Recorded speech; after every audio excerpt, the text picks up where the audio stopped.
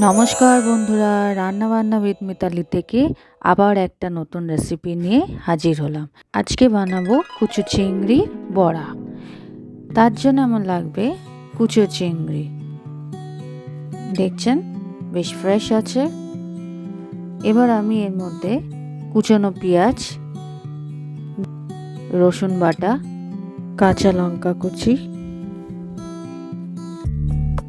নুন 1 চামচের মতো, হলুদ 1 চামচের মতো, ধনে পাতা কুচি, চিনি অল্প করে, বেসন বড় চামচের 2 চামচ, এটা চালের গুঁড়ো দিলাম বড় চামচের 2 চামচ। এবার আমি ভালো করে এটাকে মাখিয়ে নেব।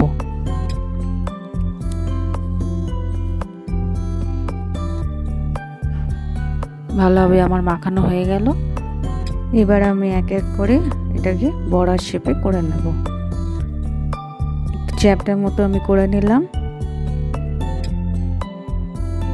এরকমভাবে এক এক করে আমি বানিয়ে নেব।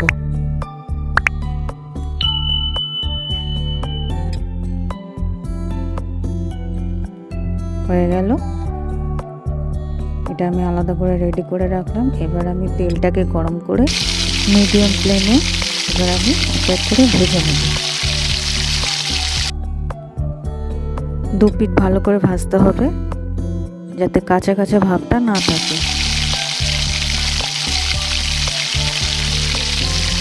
বড়াগুলো ভালো করে ভাজা হয়ে গেছে। এবার আমি এক এক করে তুলে রাখলাম।